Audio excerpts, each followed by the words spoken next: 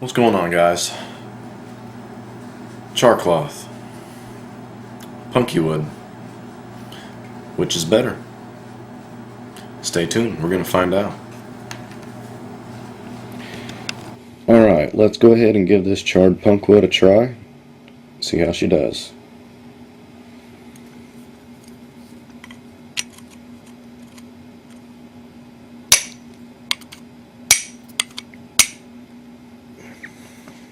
Okay.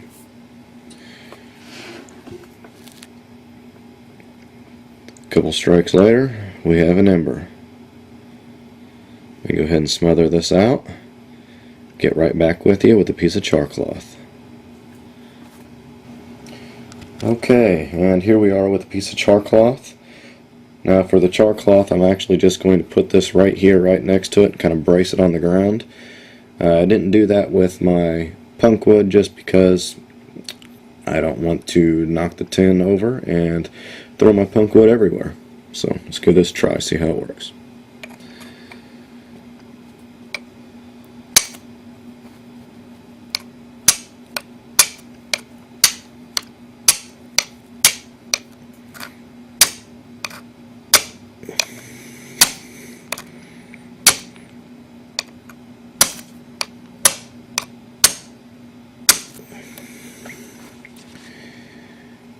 And there we go.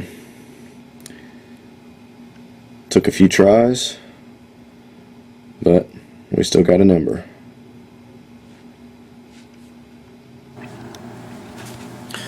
Okay, in the video you've seen that I was able to effectively get an ember with a piece of charred punky wood and 3 strikes.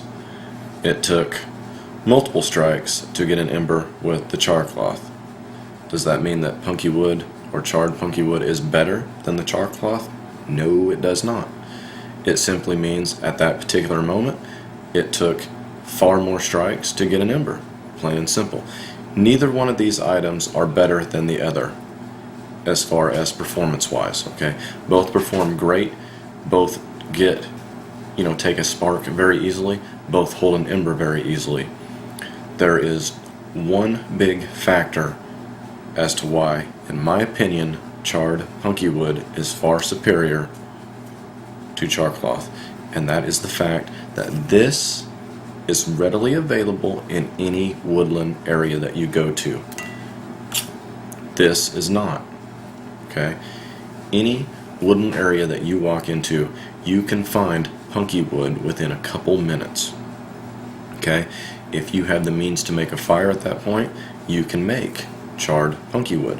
In order to make this char cloth, you have to carry the material with you, or you have to destroy your clothing. Okay? Now, God forbid that you're ever in a survival situation or a self-reliant situation and are forced to make either one of these items. But would you rather carry added material with you, or would you rather destroy your clothes, or would you rather be able to walk up, pick up a piece of punky wood and effectively make charred punky wood? To me, it's a no-brainer.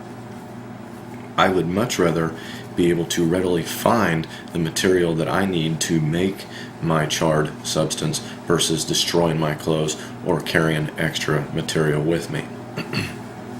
Now, with that said, in the video you may have noticed that I was actually using this, and this is nothing more than a file. Okay, the reason I chose to use this file in the video is to simply show that you do not need a fancy striker that fits around your hand. Is it a good idea to have one? Yeah, because it kind of protects your knuckles and your fingers and things like that. It's also way more comfortable hold than this is, but I wanted to show that because if you do not have a striker, you can walk out to your garage and most likely find something like this, or you can go to any hardware store and pick one up for just a few dollars. It doesn't need to be a long one like this with a nice coarse edge or anything like that. It can be a small one, more fine. The one thing that drives me absolutely insane, though, is when I see people use the spine of their knife. Okay? The reason that drives me absolutely insane is because every time that you strike your chert or your quartz or your flint against the spine of that knife, you're removing material from that knife. I don't understand why anybody would ever want to destroy their knife. Okay, it's the same reason I really don't like to baton with my knife, for the simple fact, like I've said before, you have other tools that are for chopping and splitting. I think you should keep your knife only for smaller tasks. So, before I get off subject, like I said, charred punky wood versus char cloth. Okay?